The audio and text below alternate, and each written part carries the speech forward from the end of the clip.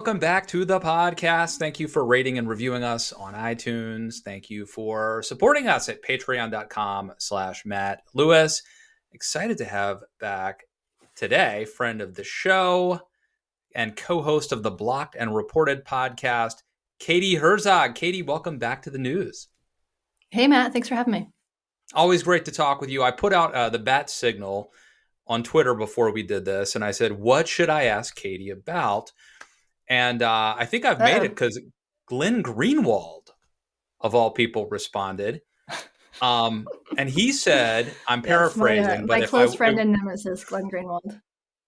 He said if I wanted to go viral, I forget how he put it, that I would ask you about butch lesbians and their disappearance. So let's go. Yeah. Did he say viral? What was the terminology he uses? He might have said trend. Glenn has this bad habit of co-opting my talking points about the disappearance of butch lesbians. And when I make the talking points, nobody really cares. When Glenn does, he trends on Twitter. This has happened multiple times. He blames me for it. I think it's his fault, though. Okay, so let's trend. But I do have to say, you and I, because you have written about this now for a while. I think you wrote a piece. Was it for Barry Weiss, maybe? Or Andrew Sullivan? For Andrew Sullivan, yeah. So we've had this discussion, right, where people who used to be lesbians are transitioning. Yeah. But I don't think we got to the bottom of why. Yeah. I mean, some of them are transitioning. I think it's probably more common. I don't have any data on this, but I think it's probably more common for people to adopt non-binary pronouns and sometimes new names, sometimes not new names. Health or interventions, things like top surgery or testosterone, a little bit less common than just sort of the, hey guys, I have a new pronoun now, I'm non-binary thing. That happens quite a bit. And there's not really any good data on this, so my perspective is all just informed by my own observations. But I've been living within queer communities for the last 20 years, and the number of women who at one point would have been considered lesbians or queer women who have transitioned or adopted this non-binary identity is just astronomical. And I think this is true across different milieus. This is not just something that's happening in like Brooklyn or San Francisco. This is something I observed living in small cities and towns in North Carolina. It's not just limited to people who are 20 years old. My friends are mostly in their late 30s and 40s, and they're doing it too. And so this is something that I primarily observe at this point now via social media, where I'm like scrolling through Instagram and another one of my friends comes out as non-binary, and it happens on a almost weekly basis. It's sort of astronomical in terms of the numbers. But yes, I would love to see some like real data on this if anybody wants to do a study. Well, that's what I was going to get to, right? This is anecdotal, but it sounds like it's not. You're seeing enough instances that something's up. Something is going on. Has there been any actual data that we know of? Not on this in particular. You can look at studies on queer identification or LGBTQ identification, sort of broken down by generation. So you can see that a lot more. There are a lot more people who consider themselves even lesbian now than, did in the boomer generation or the greatest generation. That's sort of obvious that would be true. But it hasn't been really broken down on a granular level to say, like, did you at one point identify as X and now do you identify as Y?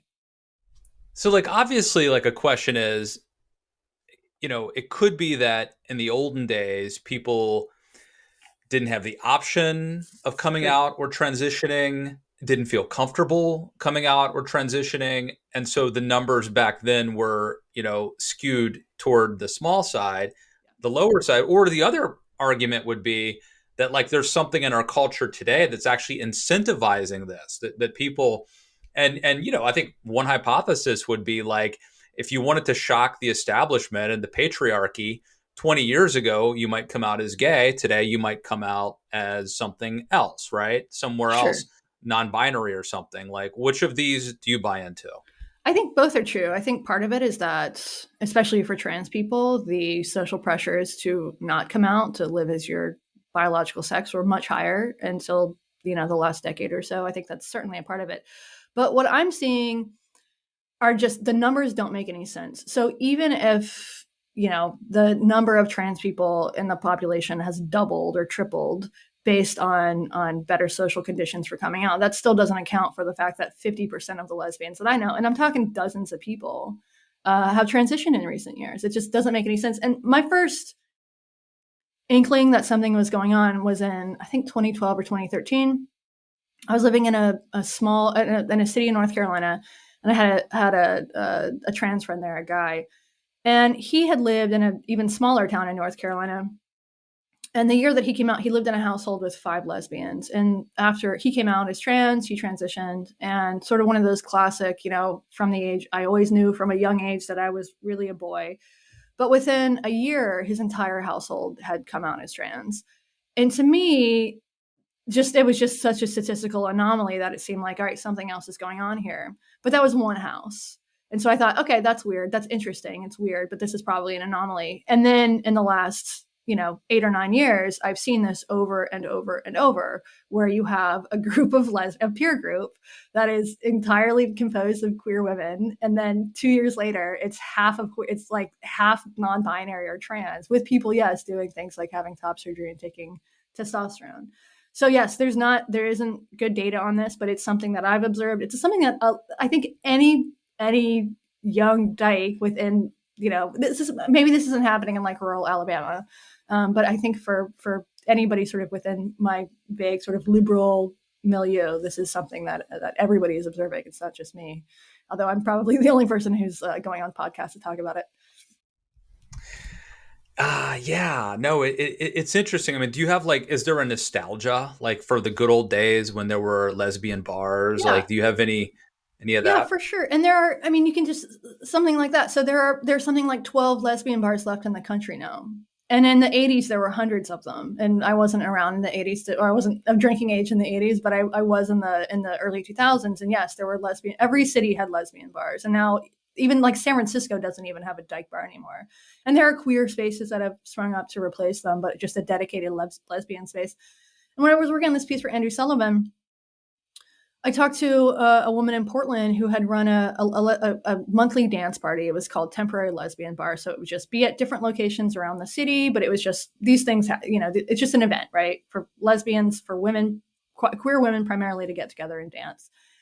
And the fact that they called this Temporary Lesbian Bar, and that they had used a labrys, which is this double-headed axe icon, old lesbian iconography in their promotional materials, just caused a huge storm because that was considered exclusionary.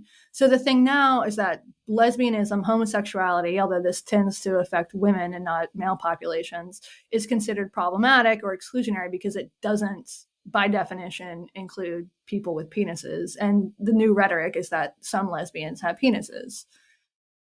So, and the thing that really bothers me about it is that you never hear men's spaces. Nobody ever complains about this in men's spaces. Nobody complains. I'm sure it happens on occasion, but for the most part, nobody is petitioning the gay men bathhouse to allow people with vaginas in. This is really something that primarily impacts women's spaces, not men's spaces. And as for why, yes. Well, the interesting thing is, sorry, go ahead. I was just saying, I don't know why anybody would want to be a man, because men are pretty disgusting. That's true. And also no longer privileged, really. I mean, if you see that Wall Street Journal piece about how, women are doing much better in terms of graduating from college. Right. There was a tweet by some actress the other day. I'm blanking on who it was, who said when do cisgendered white men go extinct? I'm not sure that I'd be clamoring to join this this cohort. Yeah, I thought her tweet was a little her tweet struck me as a little bit transphobic because she wasn't including trans men within her blanket generalizations about men. And if trans men are men, then they should go extinct too. But yeah, I mean, certainly if you look at some metrics, by other metrics, men are doing fine. But by some metrics, men have lower life expectancy. They're more likely to do things like commit suicide. I don't think that's particularly new, but yes, less likely to graduate from college. The gender pay gap is shrinking. And I'm not even clear that the gender pay gap is actually a valid way of looking at things, because the data is like wildly skewed by the fact that there are like more male billionaires in the world than female billionaires. Yeah, so I don't know. I find that interesting too, that a lot of the people I know who've transitioned to men were 5 or 6 years ago straight up hated men, and now they want to be them. Maybe it was internalized misandry on their parts. Well, there is that. I mean, there is that thing where we there's deep, sort of deep seated Freudian stuff sometimes at play in all of our Yeah, I think relationships, that's mostly honestly. bullshit, but I'm not a Well, let Freudian me ask you myself. this. Yeah. So have you talked to people who have you done sort of the, follow-up interview where you talk to them like a year or two later, and do you say to them like, well, I thought you hated dudes. Now what happened? Yeah, I have people I think have stopped talking to me about this because I've made my views pretty clear. So I'm not exactly the first person that people come to when they want to discuss this issue. But I have asked plenty of my friends, like, why are you like, what does it mean for you to be non-binary?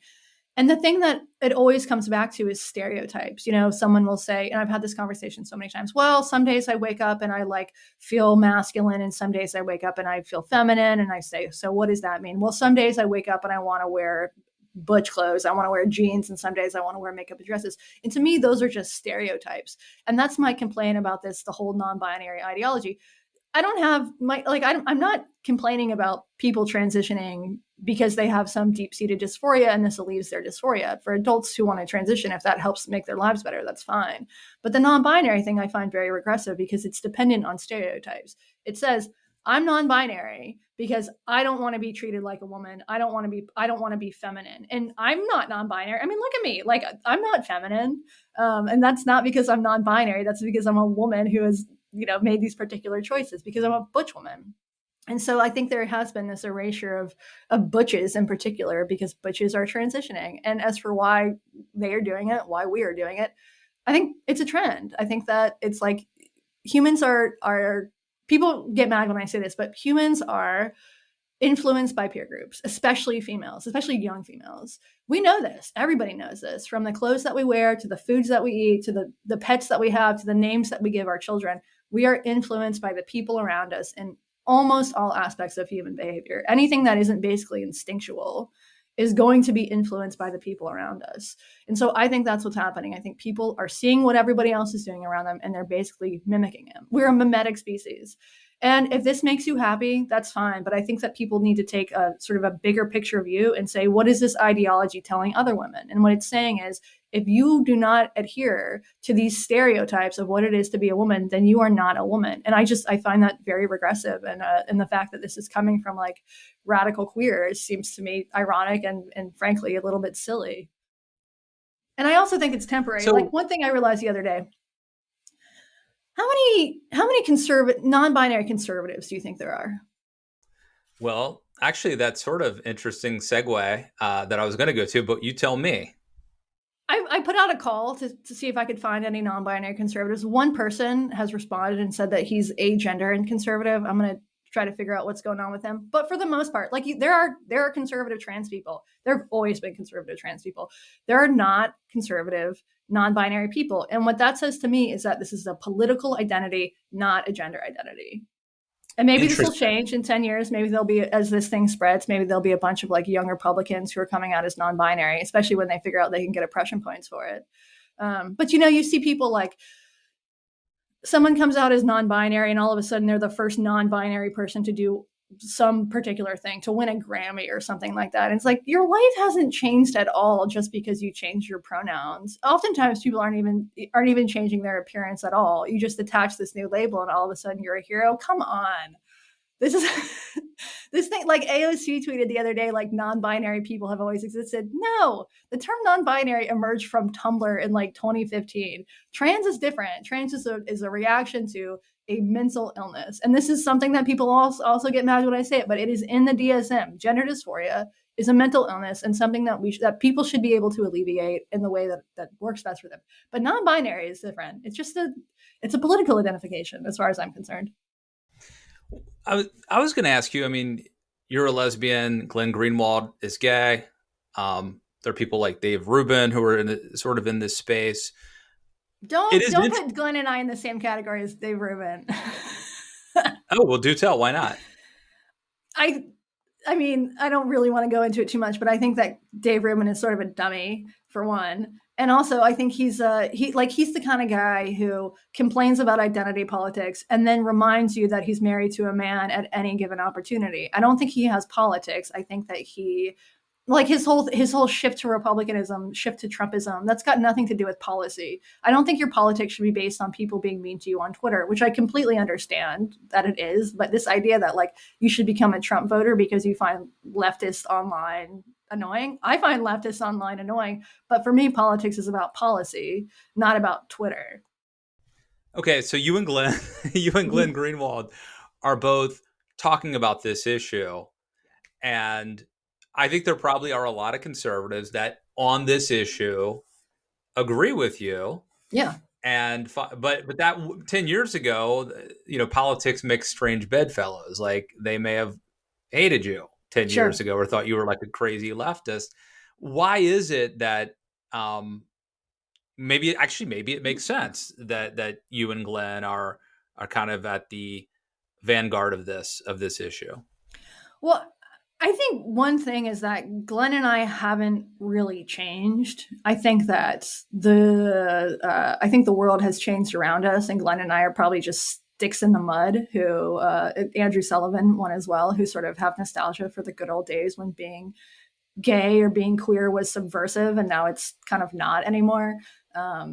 People try to make it seem subversive; it's not. So that's part of it.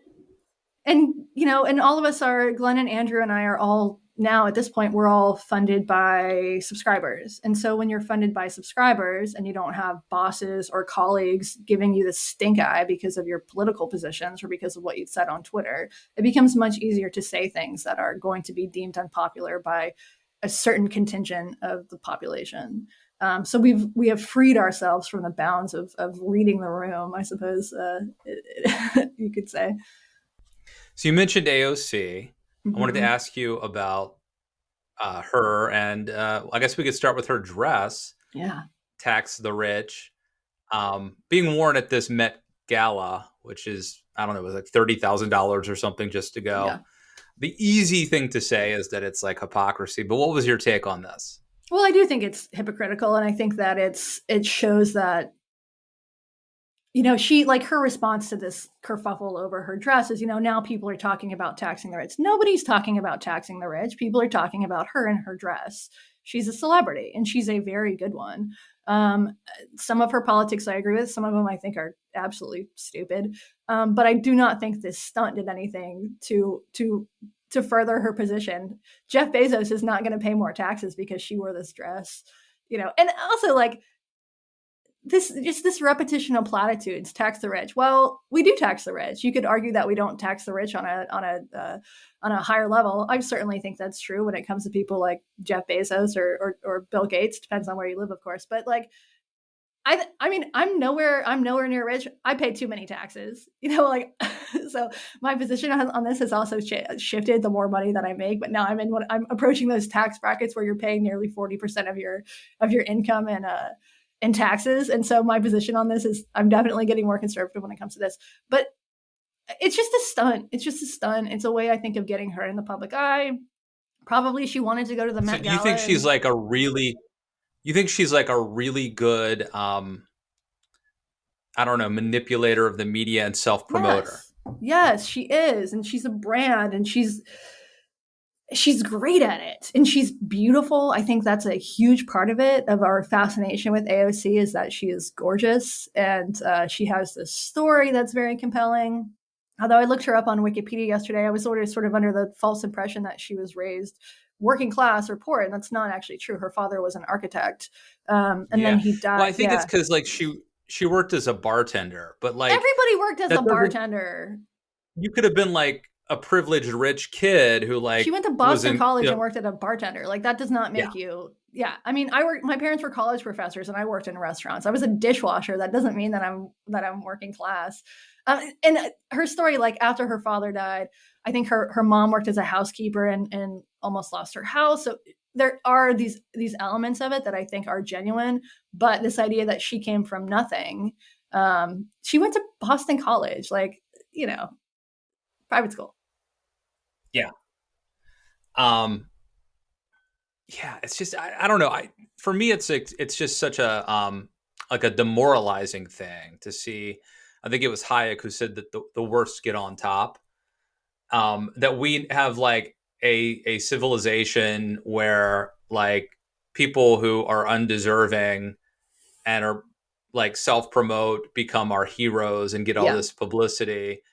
Well, look at And it Donald happens on Trump. Oh, for both sides of sure. the aisle. Sometimes they win Bradley prizes, but and then you have other people who just sort of, you know, I don't want to call us heroes, Katie, but Podcasters other are people who heroes. are Yeah. who are doing the hard work, saying our prayers, taking our vitamins, doing the push-ups, going to the gym every day, and where's my Maserati? Right, right. Well, you got just gotta. I don't know. You gotta get that dress, wear it to the next Met Gala. I'm not sure that the dress on me would have quite the effect. It might though. It might. I, You could come out as non-binary. that may be my last and only move to try to make one last big push. Let me ask you. Oh, you're talking about your parents being professors. Mm-hmm. What's the story of you being featured in your old professor's memoir about 9/11? Okay, the memoir wasn't about 9/11, but when I was so 9/11 was what year was that? Yeah, 2001. I was a freshman in college, and I don't have any memory of this, but this was later recounted in my then literature professor's memoir. Apparently, I went to class. She says it was on the day of 9/11. I don't think so because I think classes were canceled that day. And I sat down and I said, we deserved it, which I am sure is true because I genuinely believed it at the time. My thinking has become a little more nuanced in some ways, but I still am. I hated George Bush, still do, although I do like his paintings. And so my professor wrote this chapter in her book about it. That was a page that I took a photo of and I put it on Twitter to celebrate the 20th anniversary. But the whole chapter is about, she was a lesbian, and the whole chapter is about how it was so shitty to her. It made her want to give up women. It's a redemption tale. I ended up becoming friends with her later on, but yes, I was a problematic So and you're annoying, obnoxious 18-year-old. yeah, I hated the person in the book. I mean, I love Yeah, you, but I couldn't you would have the hated me. Katie from Yeah, back then. But yeah. so you're sure that you are the Katie? Oh, I know I am. Yeah, Okay. we've talked about it before. I mean, she did a book reading in Seattle when the memoir came out. I mean, parts of it are wrong. Like, she said that I was the valedictorian of my high school. I wasn't even like in the top 10%. So there's small details that are wrong, but it's about, part of the book is about a fight club that I was in. It was definitely me. And I went to her book reading in You were Seattle in a and she introduced wait. me to the audience. Yeah, I was in an We all girls fight club. Yeah. for real. For real, yeah. I mean, it was more wrestling than punching. I don't think anybody punched, but we would break into the student center was under construction, and we would stay up until 2 a.m. and then we would get 40s of Miller High Life or whatever shitty alcohol we drank at the time, and we would sneak into the student center, and my friends and I would fight. I have a scar on my shoulder from this because there was one very large girl who would sit on me and then rub my head and my upper body into the carpet. So I got this like nasty rug burn that left a scar. But yes, it was very fun. And she ended up being a Was surgeon. Everybody did fine. was this motivated by the Brad Pitt Fight Club movie? Yeah, I mean, this was after Fight Club came out, so it was certainly we would not have thought of doing this if not for the movie. But it was not nearly as violent as that, and it was all very good natured, and we would like we were bad kids. We like stole all of the furniture out of the under construction building and moved it into our homes later and stuff like that. Like, I had a very fun freshman year. So have you changed your mind though? Like, do you think that America like was asking for 9/11 or caused it? Caused it, yes. I mean, I think it was a response to legitimate foreign policy concerns. Do I think we deserved it? Well, no, because the people who suffered were the 3,000 people who died and their families, and then the hundreds of thousands of Iraqis and Afghani civilians who were killed in the aftermath of that. I think it was an absolute disaster. I think I think the response to it should have been to, take a drone, which didn't exist then, but go kill bin Laden and be done with the fucking thing. But do I think that this was a reaction to American foreign policy? Yes. Do I think it was a legitimate reaction? No. Inevitable? Maybe. And there's something about, when you live in the U.S., unless you're enlisted or someone in your family's in the military, or you are directly connected to a victim or something like that, it's all very our own sort of emotional connection to these wars is very tenuous. Like my dad was he enlisted during Vietnam. Of my parents' generations, everybody went to war. Everybody, or if they didn't go to war, they were at least enlisted and stayed home stateside, like my dad did. He worked in a psych ward, so you were impacted by this. This was real. This is a reason. The reason that there's no draft anymore is because, or no real draft, is because everybody was impacted by this, and so I think they're, an all volunteer military. I'm not really in favor of a draft, but I think the problem with that is that it keeps these things far from home. The way that the media covered wars in Afghanistan and Iraq and everywhere else also, I think, lends itself to keeping a certain distance from the real impacts of these wars. And I think it's tragic more than anything that so many civilians in Iraq and Afghanistan and all over the world were collateral damage in these wars that were sometimes about oil, sometimes about politics. I think I'm not a political scientist. I'm no expert on this, but I read Amy Chua's book. I can't remember what it's called on tribalism. Is it about tribes? Yeah. Tribes, something like that. And I think she makes a really compelling point, which is basically that Americans do not understand tribalism in the way that it exists in other places. And because of that, we are unable to really understand what the particular tensions are in these countries that we get involved in. Then I was really torn on withdrawing from Afghanistan, because as much as we have fucked up that country, and as much as it's hurt American soldiers at home, all of them who died and all of their families who suffer from that, there's also something about giving up this land to the Taliban that is also terrible. I do care about women and children in Afghanistan, and I think it's terrible that right now we're seeing in real time their rights being taken away. Does that justify 20 years of occupation, especially in a place where we apparently didn't really understand what was going on? No, there's not really any good answers here. So yeah, I'm glad that's not something. Now, when you basically said that we had it coming, or I wish I had the quote in front of me. I should have pulled it up. It was a very smart ass comment you made, according to your teacher in the memoir. Am I to assume that she thought you were like bad, or you were like a brat for saying that it was like totally inappropriate and wrong for you to say that? And I was, and she's from New York, so she had a connection to this place that I never had. And this was also like, the day after. So I didn't waste any time. I was like Bill Maher, basically. I think he said basically the same thing. I didn't lose a TV show out of it, but I did get written about in a memoir. You mentioned your dad. I don't know if Erin, my wife, has ever told you, but one of our sons, his favorite podcast is called But Why? And it's from Vermont Public Radio. Mm-hmm. And there's one episode your dad is on talking about his book, Some We Eat, Some We Love, Some We Hate, Some We Eat. Yes. And he was great on it. Basically it's explaining to little kids, I guess, why we eat some animals and play with others.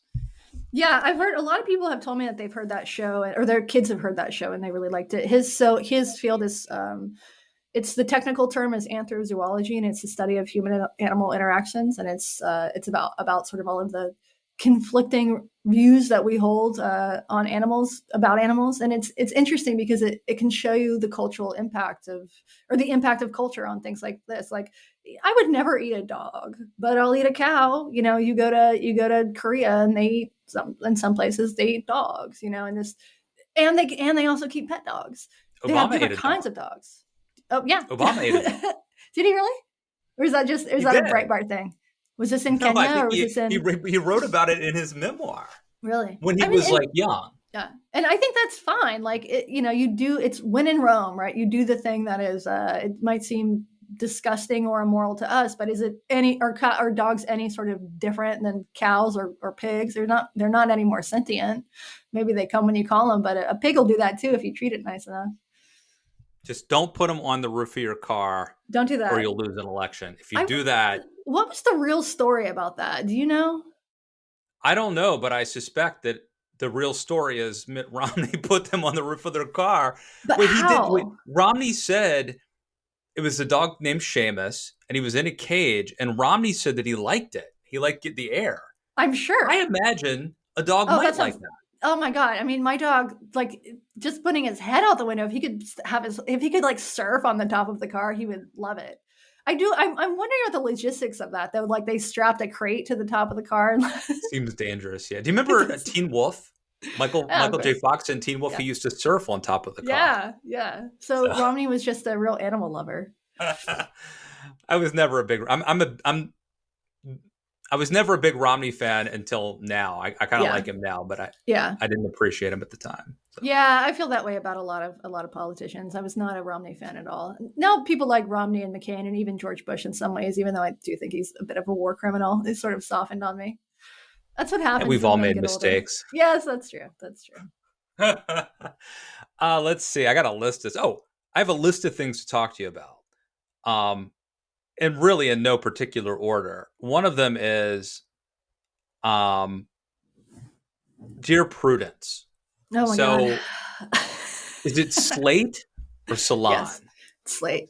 Slate has it's like a Dear Abby sort of, it's an advice column called Dear Prudence.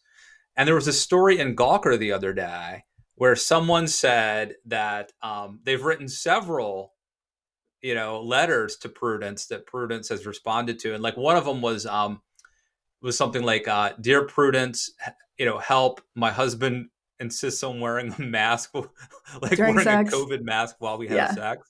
yeah.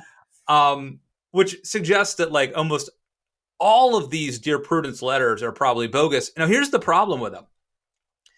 They troll the right. There are people who see these letters and are like, what are these progressive degenerates doing? They're so horrible. But like these letters are probably mostly fake. At least that's my assumption at this point. Yeah, it's interesting. So this, I can't remember the guy who wrote this in Gawker. It was very funny and fascinating because for those of us who regularly read Dear Prudence, and I am one of them, mostly because I get the emails and the headlines are so insane that I can't stop clicking. It is sort of a guilty pleasure to read these and to try to figure out if they're real or not. Apparently, lots of them are not. And Dear Prudence, so I don't know who's writing it now. Emily Yoffe did. And Katie, you're too young to remember the Penthouse letters. I am too young Are for you that, familiar and with I the was genre? probably not reading. I am. Yes, I was. I would not have been It usually reading Penthouse anyway. I read it for the articles, but it would Yes. usually start like this. Dear Penthouse, I never thought this would happen to me. Right. But Right. I was delivering groceries I'm a high school senior, to my 38-year-old neighbor. And that, yeah, yeah. When she invited me in for some lemonade, and one thing leads to another. Right. Yeah, definitely happened. Yeah, so when Dear Prudence was written by Emily Yoffe, it was great. I'm sure they had their fair share of fake letters. The most notorious one, or the most infamous one, Emily Yoffe got a letter from a guy who said that he was in a lifelong romantic partnership with his twin brother, and they wanted to come out to the family. Since in the last maybe 5 or 6 years, I don't know how long he's been writing it, but a guy named Daniel Lavery, he transitions, had been sort of a beloved feminist writer before that, has been writing a column, and Daniel's tone changed the column because Daniel is a woke scold, and someone would write in, like, the letters are still insane. I read one the other day that was like someone complaining about how their child's soccer team was the Monkeys. and this person wanted to complain. It was a white person wanted to complain that it was racist, but the coach of the team was black. And of course, whoever gave the advice said, yes, you should complain about this. This is racist, even if the black guy, running the team doesn't realize that it's racist. So it's stuff like that. It's like knee jerk, very woke liberals, hypersensitive liberals. And the advice that they give, the advice that Daniel Lavery gave, was exactly what you would expect from someone who like spends too much time online and really cares about appearances and has this sort of, I don't know, holier than thou attitude about everything. So to see that Daniel Lavery was basically conned over and over again was immensely pleasurable to me. But I think the problem, like I said, is, every once in a while, conservatives would see these letters and believe them. And it would just confirm. It was an example of like nut picking, but it would confirm our sense that like the end Liberals is are crazy. nigh, and that the progressives are like these just decadent, bizarre people, and like most of them were apparently jokes. Right. And so and so this might have been like very funny to the guy who was writing these fake letters to like see his fake letter on Tucker Carlson. But if you really give a shit about the liberal project, this is not actually a good tactic. Giving Tucker Carlson ammunition to make an entire political side look ridiculous, which is not really what like I was saying earlier, politics really shouldn't be about a reaction to crazy people on Twitter, or crazy people writing letters, but that's how politics kind of is. So it's sort of a failed. So he's like trolling Tucker Carlson. The only person who can get pleasure out of it is him personally, while Tucker Carlson is able to use this to make an entire political apparatus look stupid. Yeah. Speaking of crazy people on Twitter, what'd you think of the Nicki Minaj tweet? And I think Tucker actually put this one up too. So funny. So, what did she say? Yeah. Nicki Minaj said that a friend of her cousin in Trinidad got vaccinated and it caused his testicles to swell up. And then she said something like he was about to get married and now the wedding's off. The wife canceled the wedding. So, I mean, obviously there's like a whole lot of places we could go with this, but like, here's one. Does Twitter consider that to be off limits because it's discouraging people from getting vaccinated? I mean, according to their own policies, they should delete that tweet and block her account. I hope that they don't, because it's very funny. If anybody else had done it, maybe they would have. But of course, Nicki Minaj is a huge celebrity. If Brett Weinstein had done it, they'd probably lock his account. My question is, did he get the vaccine in his testicles? You're supposed to get it in your arm. So I don't know what they're doing down in Trinidad. The whole thing is very funny, though. I hope that's not where the shot was. Right. I doubt that too many people see that tweet and are like, yes, I'm not going to get the vaccine now because Nicki Minaj's cousin's friend in Trinidad, his testicles blew up. So this to me seems sort of like harmless fun, but of course there is lots of misinformation about the vaccines out there. I still do not think that Twitter or these social media platforms should be in the position of regulating it, because the recommendations, for one thing, change all the time. So by their own standards, places like the fucking WHO and the CDC should get banned from Twitter because they keep changing their own recommendations. So it just doesn't work. Like, these are not people, these are not experts. These are not people who should be involved in moderating what we're allowed to say in public and what we aren't allowed to say. And obviously there's real downsides to that. I think Facebook probably more so than Twitter, lots of misinformation about vaccines, and not just about COVID. Facebook has always been a sort of anti-vax. I wrote about this when I worked at The Stranger. There was lots of groups on Facebook that were, these are not, the ones that I was talking about were not primarily conservative groups. They were like, Waldorf school parents who didn't want their kids to get the measles vaccine. And then there were measles outbreaks. So there are real life consequences to this misinformation. I just don't think the best way to deal with it is to have social media companies deciding what can be said and what can't. And I don't have a better solution, unfortunately. Okay, so I don't know anything about Nicki Minaj. Do we have a sense, or do you have a sense for like what she was up to? Like, is it possible that this is real? Is she stupid? Is she playing the AOC game of getting publicity? Like, I don't think she needs publicity like that. No, I think she's I think she's funny. I think she's probably voicing her like real concern about this story that she heard. Other people said this on Twitter. I don't know if this is true, but a bunch of people said like, well, it sounds like probably what happened is that your cousin's friend got an STD and he was trying to hide it from his wife, from his fiance, and so he blamed the vaccine. That seems plausible to me. I don't know what STDs make your testes blow up. But yeah, no, I'm I sure don't. some of our listeners out there will Yeah, be very up on this. So yeah. Send sound pics off to in the Matt. comments. Last thing I wanted to ask you about is if you have any thoughts on the California gubernatorial race, which we're talking on Wednesday. It was decided yesterday. They decided not to recall Gavin Nunes. Is that his name? Newsom. Devin Nunes. Yeah. Gavin Newsom. Yeah. Anyway, he's not being recalled. Caitlyn Jenner, I thought, why couldn't she have done better? I don't know, but this guy Larry Elder, who's an African American conservative talk radio host, kind of became the de facto opponent and ended up kind of flaming out, I guess. But any thoughts on that?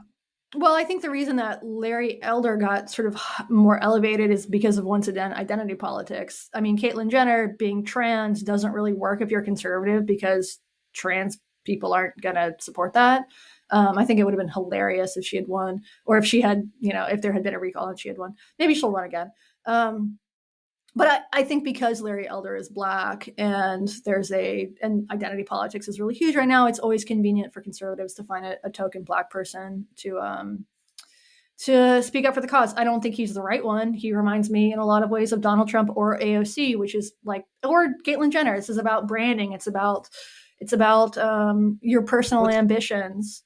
What's funny though is I've talked to people from California, and Larry Elder's been around for decades and actually was thought of as a fairly smart, intellectual, thoughtful conservative, like not somebody who was that Trumpy. And so I wonder, I mean, he's probably changed in the last year or two. And I also think that there may be a stereotype attached to him now, but like apparently he had earned up goodwill over the course of years by being kind of a fairly, in terms of talk radio host, a fairly thoughtful conservative. Low bar. Yeah, I also don't know much about him. From what I can tell, he pushed the election was stolen narrative, which I think is pretty unconscionable. So I would not have voted for him. I do think it would have been very funny, and I know that politics should not be about what's amusing, but I do think it would have been very funny if he were going to be the next governor of California, especially with Rose McGowan campaigning for him. That also would have been very funny. But of course, I don't live in California, so. And this all seems like the fact that there's not going to be a recall. Yeah, no shit. This was just a huge waste of money and time. No shit. California is not going to choose Larry Elder or Caitlyn Jenner. I mean, they did choose Arnold Schwarzenegger, so there was that.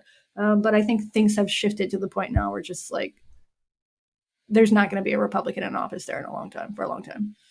Well, one consistent theme here has been people who are sort of good at self-promotion, Yes. and whether it's people writing fake Dear Prudence letters or AOC with the dress, or even Rose McGowan, who very well could have some legitimate grievances, but is someone who has managed to stay somewhat in the public eye, probably after her expiration date of dating Marilyn Manson, like in the 90s or something. Yeah. Let me ask you this. Do you have any thoughts on what we could learn from AOC? Now, I can't be an attractive Latina, probably. Right. But what is she doing right that people could take a page from her book?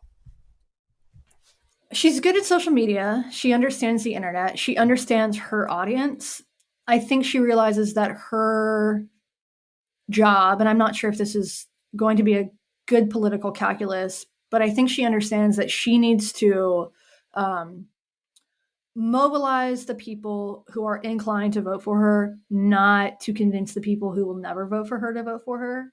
She also has a sort of us versus them politics that Donald Trump has, which I think is destructive, but from a politician's perspective can be effective. I think AOC is going to go and go on to have probably a very impressive career. I think the house is not where she will ultimately end up.